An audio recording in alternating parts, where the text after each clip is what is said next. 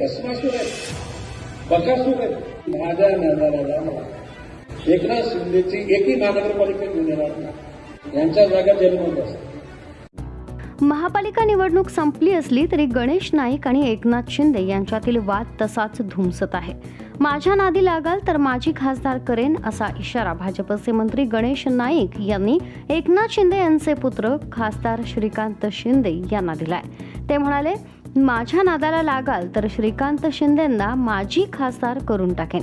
तुमच्यात जास्त खुमखुमी असेल तर ठाणे किंवा कल्याणमधून खासदारकी लढवा असं आव्हान श्रीकांत शिंदे यांनी दिलंय.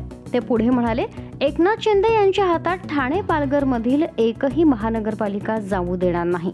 पक्षानं मला फक्त मोकळीक दिली पाहिजे, यांचं अस्तित्व संपवून टाकेन. हे भस्मासूर बकासूर असून यांनी महाराष्ट्र लुटून खाल्ल्यानं राज्य 10 वर्ष मागं गेलंय. यांनी केलेलं पाप लक्षात आल्यास यांची जागा जेलमध्ये असेल. माझ्या नजराला तर ठाणे जिल्ह्यामधलं त्यांचं अस्तित्व आहे ना, फक्त परवानगी मिळाली पाहिजे. म्हणजे गणेश नाईक लीड दे ठाणे पालघर. एकनाथ शिंदेची एकही महानगरपालिका घेऊन येणार नाही. किंवा मी ओपन चॅलेंज देतो की कल्याणमध्ये त्याचा पुत्र त्याला कायमचा माझी खासदार म्हणून लावावा लागला. हे भस्मासूर आहेत, बकासूर आहेत.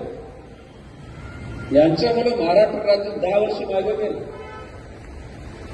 त्यांनी इतक्या मोठ्या प्रमाणामध्ये पाप केली. ही पाप जर उजागर झाली ना, यांच्या जागा जन्मत असतात. यावर श्रीकांत शिंदे यांनी मंत्री गणेश नाईक यांचा खरपूस भाषेत समाचार घेतला. वयाच्या हिशोबानं आजार होत असतात. यामध्ये विसरभोळेपणा, चिडचिड, दिशाभूल असे आजार होत असतात. हे मी सांगू शकतो कारण मी डॉक्टर आहे, असा टोला खासदार शिंदे यांनी मंत्री गणेश नाईक यांना लगावला. तर जास्त खुमखुमी असेल तर गणेश नाईकांनी ठाणे किंवा कल्याण लोकसभा मतदारसंघातून लढून दाखवावं असं आव्हान देखील श्रीकांत शिंदेंनी दिलंय.